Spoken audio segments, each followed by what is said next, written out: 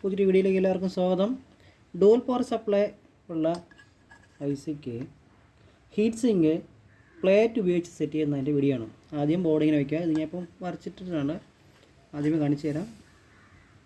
ഇങ്ങനെ വയ്ക്കുക. അതിനുശേഷം ഇതുപോലെ ചുറ്റും ഒന്ന് ഐസി മാർക്ക് ചെയ്യണം. മാർക്ക് ചെയ്തെടുക്കുക. പക്ഷേ ഇതുപോലൊരു ഇംപ്രഷൻ കിട്ടും. കണ്ടല്ലോ, ഇതുപോലെ ഇംപ്രഷൻ കിട്ടും. അതെന്തിനാണെന്ന് പറഞ്ഞുതരാം. അപ്പോൾ നമ്മളിവിടെ സെറ്റ് ചെയ്യാൻ ഉദ്ദേശിക്കുന്നത്, ഈ ഇംപ്രഷൻ കിട്ടിയാൽ മാത്രമേ നമുക്ക് ഈ ഐസിയുടെ ഡിസ്റ്റൻസ് കണക്കാക്കാൻ പറ്റുള്ളൂ. എന്നിട്ടാണ് അത് ഇംപ്രഷൻ വരയ്ക്കുന്നത്.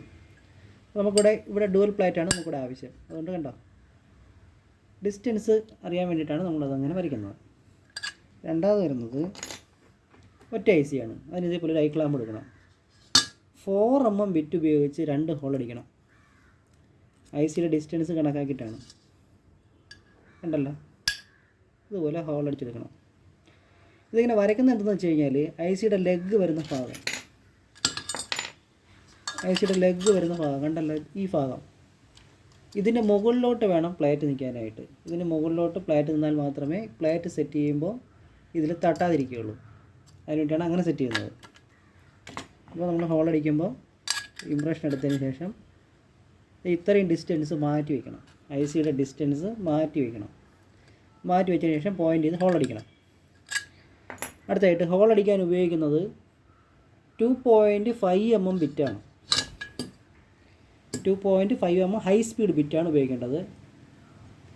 അതിനുശേഷം ത്രെഡ് ചെയ്യാനായിട്ട് ഉപയോഗിക്കുന്നത് 3mm ടാപ്പാണ്. 3mm ടാപ്പ് ഉപയോഗിച്ചിട്ടാണ് ത്രെഡ് ചെയ്യുന്നത്. നമുക്കിതിൽ ടൈറ്റ് ചെയ്യാനായിട്ട് ഉപയോഗിക്കുന്ന സ്ക്രൂ 3mm 1 ഇഞ്ച് സ്ക്രൂ ആണ്. ത്രെഡാണ്. ത്രെഡ് എന്ന് വെച്ച് കഴിഞ്ഞാൽ ഇങ്ങനെ അടുക്കി ത്രെഡ് വരുന്നതിനാണ് ത്രെഡ് എന്ന് പറയുന്നത്. ടാപ്പ് ചെയ്യുന്നതിനായിട്ട് ഓയിൽ എന്തെങ്കിലും ഇട്ട് ഈ 2.5 ഇതുപോലെ ടാപ്പ് ഉപയോഗിച്ച് ഇതുപോലെ പിരിയിട്ടെടുക്കാം. ഉണ്ടല്ലോ, പിരിയിട്ടെടുക്കണം. മാറ്റി കഴിഞ്ഞാൽ ഓക്കെ, ഇത് വിരിയായി കഴിഞ്ഞു. നല്ല സുഖമായിട്ട് ഇവിടെ സ്ക്രൂ ടൈറ്റ് ചെയ്ത് വയ്ക്കാം. വേറെ ബുദ്ധിമുട്ടൊന്നുമില്ല. ഉണ്ടല്ലോ. അടുത്തതായിട്ട് പ്ലേറ്റ് സെറ്റ് ചെയ്യാം. പ്ലേറ്റ് സെറ്റ് ചെയ്ത് കഴിഞ്ഞാൽ പിന്നെ നമുക്ക് എളുപ്പമാണ്. ഇതിനകത്തേക്ക് പതുക്കെ ഇങ്ങനെ കയറ്റി വെച്ചാൽ മതിയാവും. ഇതേ ആയി കഴിഞ്ഞു. കണ്ടല്ലോ. ഇതിനകത്ത് മൈക്രോ ഷീറ്റ് അതൊക്കെ ഇങ്ങനെ വെച്ച് കൊടുത്താൽ മതി. വേണമെങ്കിൽ നിങ്ങൾക്ക് ഹീറ്റ് സിങ്ക് കോമ്പൗണ്ട് തേക്കാം, അല്ലാന്നുണ്ടെങ്കിൽ തേക്കായിരുന്നാലും കുഴപ്പമില്ല. നമ്മൾ മൈക്രോ ബുഷാണ് ഉപയോഗിക്കുന്നത്. മൈക്കയും പ്ലാസ്റ്റിക് ബുഷാണ് ഉപയോഗിക്കണമെങ്കിൽ ഇത് ചൂടാകുന്ന സമയത്ത് കൂടുതലായിട്ട് ചൂടാകുകയും, ഇതിപ്പം ഡുവൽ പവർ സപ്ലൈ ആകുമ്പം -V ഇവിടെയും മെറ്റലിലോട്ടല്ലേ ചെയ്സ് പോകുന്നത്. തമ്മിൽ ഷോർട്ടാകാൻ ചാൻസ് ഉള്ളതുകൊണ്ടാണ് ഇവിടെ നമ്മൾ പ്ലാസ്റ്റിക് ബുഷ് ഉപയോഗിക്കുന്നത്. നന്നായിട്ട് ഹീറ്റായി കഴിഞ്ഞാൽ ഈ ബുഷ് ഉരുകയും ടൈറ്റ് ചെയ്യുന്ന സ്ക്രൂ ഹീറ്റ് സിങ്കുമായിട്ട് പിടിക്കുകയും ചെയ്യുന്നതുകൊണ്ട് ഷോർട്ടാകും. അങ്ങനെയാണ് മിക്ക സെറ്റുകളും കംപ്ലൈൻ്റ് ആകുന്നത്. അപ്പോൾ നമ്മൾ ഇങ്ങനെ സെറ്റ് ചെയ്ത് കഴിഞ്ഞാൽ ഇതുമായിട്ട് ഷോർട്ടാകില്ല.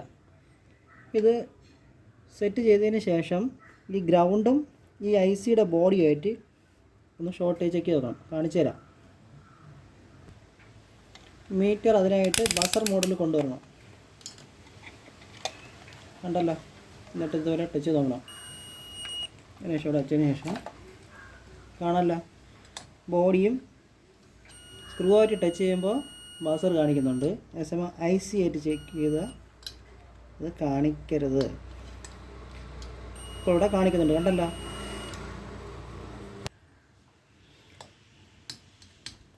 കണ്ടോ, ഹീറ്റ് സിങ്കും എന്താ മെറ്റൽ കാണിക്കുക. കാരണം മെറ്റലിൽ സ്ക്രൂ ചെയ്തിരിക്കുന്നതുകൊണ്ടാണ് കാണിക്കുന്നത്. ഹീറ്റ് സിങ്കിൽ കാണിക്കാൻ പാടില്ല. ഓക്കെ, മെറ്റലിൽ കാണിക്കും സ്ക്രൂ ചെയ്തിരിക്കുന്നുണ്ട്. ഇതാണെങ്കിൽ അത് ഓക്കെ, നമ്മൾ ചെയ്ത വർക്ക് സക്സസ് ആണ്. അപ്പോൾ ഇങ്ങനെയാണ് പ്രോപ്പറായിട്ട് മെറ്റൽ പ്ലേറ്റ് ഉപയോഗിച്ച് ഹീറ്റ് സിങ്ക് ചെയ്യുന്നത്.